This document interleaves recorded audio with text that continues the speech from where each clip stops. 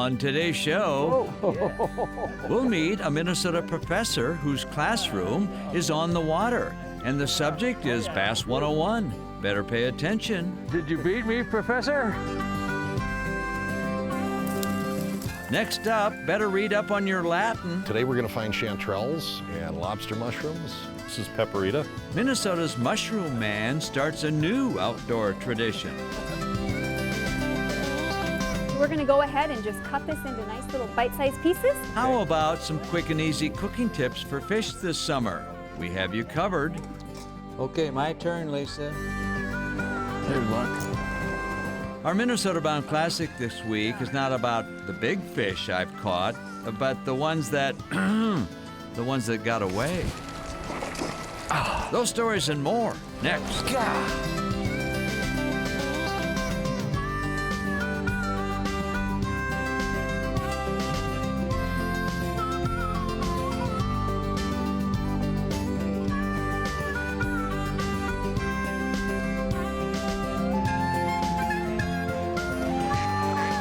Minnesota Bound. Brought to you by Minnesota's Select GMC dealers. Hi, everybody. Raven and I welcome you to the show. It's time for you to meet Steve Quinn. You might say, when it comes to bass fishing in America, Steve Quinn wrote the book.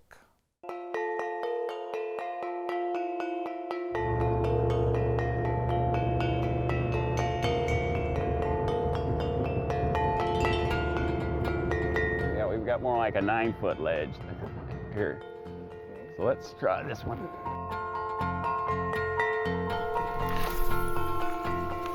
Oh, look at that bait fish. Oh, there's a school and a half. And you know what's interesting is that these are quite mobile fish this time of year, and where they decide to stop and settle is everybody's guess. Call it a professorial observation by Minnesota's professor of bass fishing. You gotta keep looking. I won't stay long if I don't get a bite. Yet another bass catching lesson from the bass professor, aka Steve Quinn. Bass fanatics will recognize the name.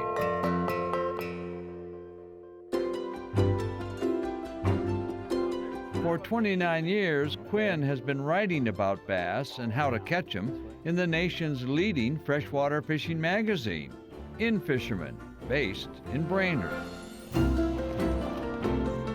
You ever fish just for the fun of it, Steve? Oh yeah, I love to get out and just do some exploring. I love to go to a new lake. We'll move up the river a little bit and see if we can find some. Good idea, Professor. That's your Mississippi fish there. So what's unique about the smallmouth? Well, it's, you know, it grew up as a river fish, and today some of our best fisheries are, you know, well known as lakes, but they're really a fish of current. All right, there we go. Steve Quinn's affection for bass is even more surprising when you learn where the love affair all began. Manhattan, New York City. What? That always gets them. You grew up in Manhattan? Yes, sir. The first bass I caught was actually in the Saranac River in upstate New York. One day I hooked into this really nice, probably 14-inch smallmouth bass. It seemed huge at the time. And it was like, it was jumping along. Oh, look what I got this bass. But that was it. And then Steve the Bass Nut went on to Dickinson College in Pennsylvania. I was hooked on fishing. I thought, well, I'll just go into college and major in English and become an outdoor writer, just like that. It didn't quite work out that well. Actually, it worked out better. In addition to his writing skills, Steve eventually received a biology degree with a master's in fisheries. In Fisherman Editor-in-Chief, Doug Stange. Well, he's one of the most remarkable individuals you could ever hope to work with. Remarkable in the sense that not only is he a great fisherman, not only is it, you know, he understands everything there is to know about bass fishing, but he's also got this incredible science background. I've often said that having him be your bass writer is like having David Ortiz as your cleanup hitter, so he's our bass cleanup man there, right there. All right, Ron, I'm right in here. A little my little corner of the world.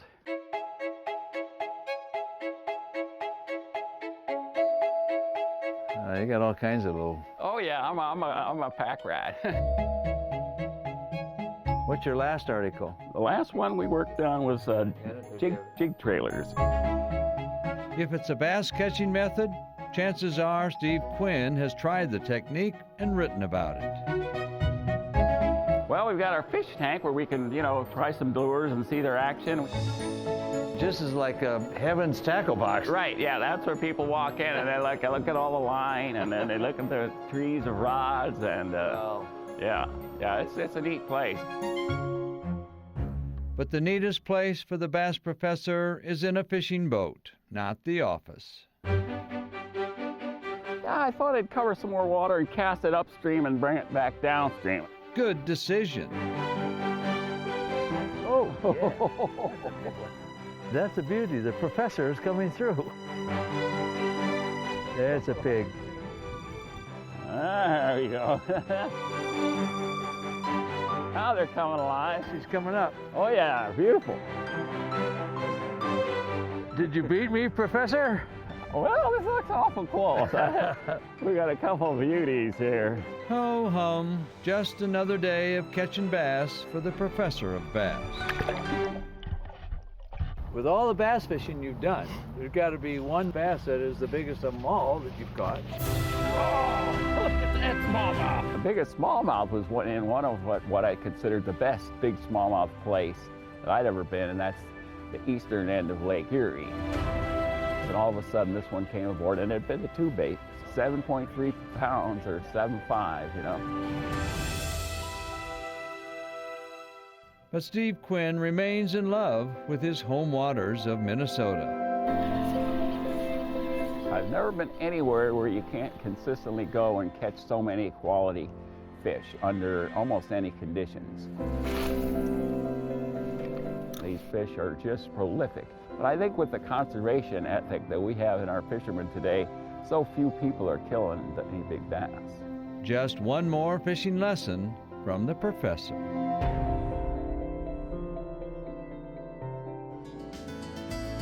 Isn't it beautiful?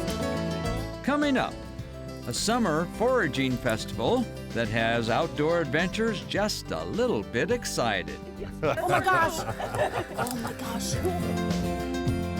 Minnesota Bound is brought to you by Minnesota's select GMC dealers, Jesse Treble Safe Basements of Minnesota, Running Aces Casino and Racetrack, and by Connecticut.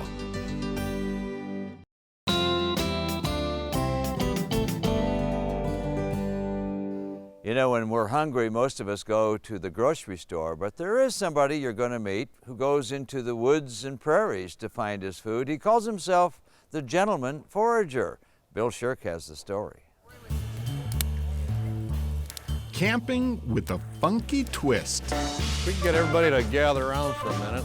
A story that starts with the guy on the right, By far the biggest mistake I see people who are a tech exec headhunter who left corporate America to walk the woods. I love saying I had a boss who gave me an opportunity to look for another opportunity. So I found myself out in the woods. With a new name. What is Gentleman Forager? Well, we specialize in wild products of the woods and waters. Oh, it's more than that. It's passion. Exactly why Mike Kempenich stands before 30 camp guests. It's not so much that Mike's taking you to a spot that he knows has mushrooms. It's so that you can learn why are those mushrooms there. See, Minnesota's Gentleman Forager is also Minnesota's mushroom guide.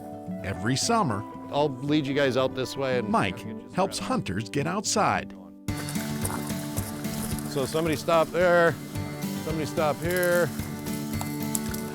Today we're going to find chanterelles and lobster mushrooms. And his events attract a crowd. Here's why. This is pepperita. Oh, pepperita. So Mike knows just about everything, and I mean everything about Minnesota mushrooms. these are fine, as long as the stem is still real firm and no bugs in them. It's a hunt, which I think appeals to a lot of people that love the outdoors. It brings you kind of back to a point when you were a little younger, maybe. Gary Krasner can relate. What I really want to do is a mushroom angel. Stuff like this. I'll be honest with you, if I one day developed an allergy for mushrooms, that would be it for me.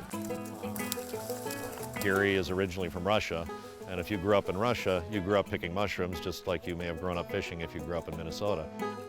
Here's a fatty. A hobby that still makes Gary stop, drop, and pull. I'll park here for a second. Oh my gosh. Isn't it beautiful? Greta Jeske shares that same passion. Oh, Steinpilz. Oh my gosh. Oh my gosh. Does that get you excited?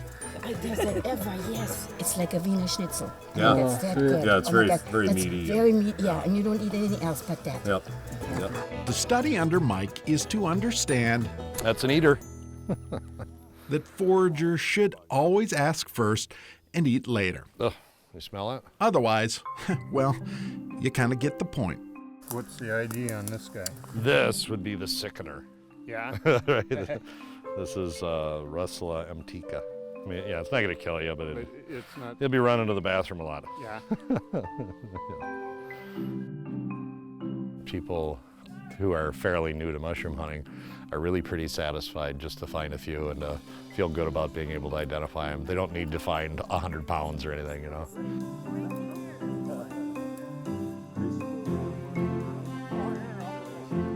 Time to go cook? Yes. Maybe I forgot to mention. Gary Krasner, he's the chef de shroom. Well, see, I can't draw anything, so that is out of the window.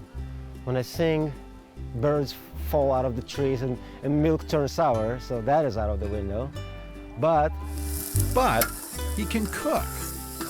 See, Gary runs the kitchen at Minneapolis's coveted urban eatery. He's totally a crowd favorite. Because Gary preps today's picks with a small crowd of campers around him. It's a lot of fun to see people so interested in learning. So next time you consider a walk in the woods, This is Lactarius peperita. remember the foragers. Yeah, so if you just take a little bit of that and just chew it a little. Their hobby really isn't that funky, just pure and sometimes pungent Yeah, it's spicy. Minnesota fun. It's really a social thing. It's really fantastic to see everybody sort of come together and really enjoy each other's company.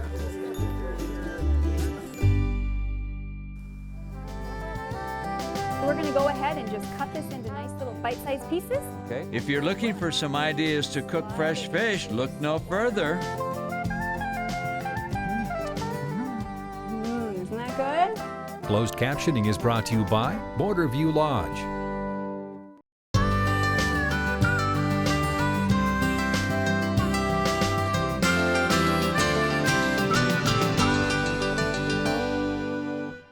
All right, it's time to go wild in the kitchen. Let's see what it's going to be, fish, game, or something crazy that's growing in the outdoors.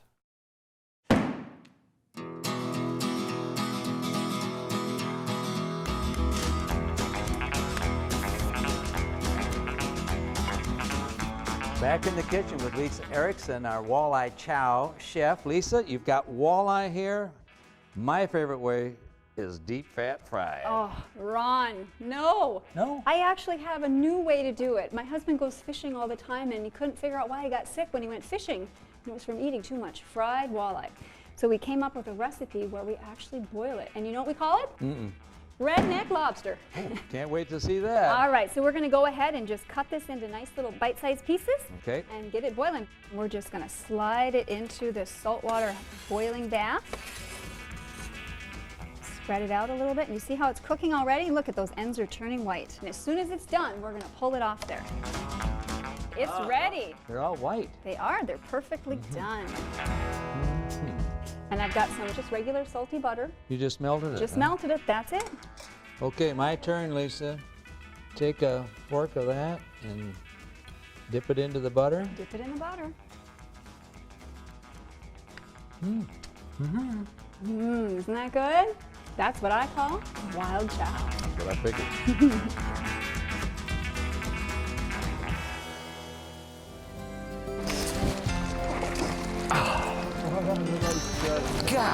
Next up, I can't really say this Minnesota Bound Classic is a favorite of mine, but oh, the memories, some of them painful.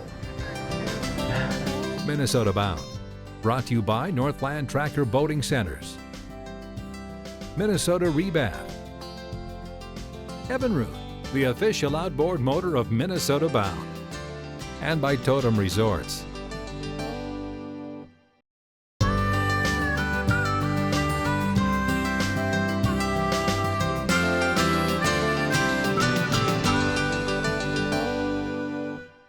Time now for a Minnesota Bound Classic. You know, we all like to brag about the big fish we caught. What about the ones that got away? Yeah, they got away. Of all the fishing tales I might tell, there'd be a few about big fish. It's a monster. Mighty giants that fell. Yes! Lanka best member, Ron Shaw. I could even brag when my fishing's been fast. Oh, there's one. Like the times I caught two with only one catch. They are both hooked. Can we get them both netted? There we go. But there's another side to fishing. Whoa! Stories you seldom hear. Is he gone? When your knees turn weak and your face shows fear. Oh! When the fish of your dreams is on the end of your line and everything seems to be going fine. Musky! And then something happens to darken your day. You sit there in silence as the dream swims away. There's one. Goodness sakes! Got him? Yeah, I got him. He's got me. Now, losing a fish isn't always a pain. Sometimes it's the thing to do. Oh, big jump! What is that? A spinner shark. This shark was plumb crazy, and over the water it flew. Look at him. Oh, he got him. Great. Who wants that in a boat? Do you? That's good. That's what we want. There's one.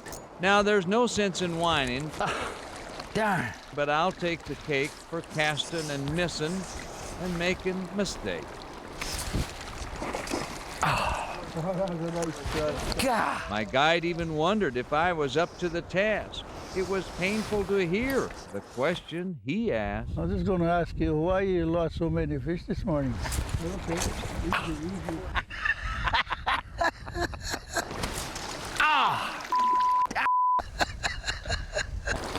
No excuse. The hook is okay. Some fish are lucky. He's gonna eat it. Hold it. He's coming for it. He's coming, leave it. They don't take the bait. Get him. All right. He's smoking. Can't keep up with him.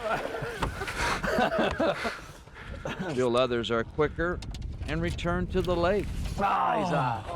No way. Yeah. Too bad. You're okay. This story of fishing is not a fairy tale book. Oh, he's off. Just spit it, huh? Yeah, he was. Yeah. He was that way, this way, that way. It just came out. Just let go. Yeah. No anglers are perfect, and that includes our hooks. That's why, look at that. Straighten the hook out. That was a good fish. It means all anglers forever will have moments like this. Watch him coming in. He's hot. Here he comes. Here he comes. Watch him. Whoa! When you just can't believe you've lost another fish. He took it all. How come I didn't get him? You know, I still can't understand why I did not catch that big brook trout. Came up 5 or 6 times. Well, that's fishing. Well, that about does it for us. Remember, introduce a kid to the great outdoors. I'm Ron Sharon, of course, always the star of the show, who has never lost a fish, is Raven. Transportation provided by Premier Transportation. Call 1-800-899-7433. You know, if you're a fan of Minnesota Bound, and we appreciate that, did you know you can now see other editions of Minnesota Bound on Amazon Instant Video? Yes, I'll be there, so tune in. And Raven will be there too. To get more Minnesota Bound, including full episodes, go to mnbound.com. And to follow our latest adventures, like us on Facebook.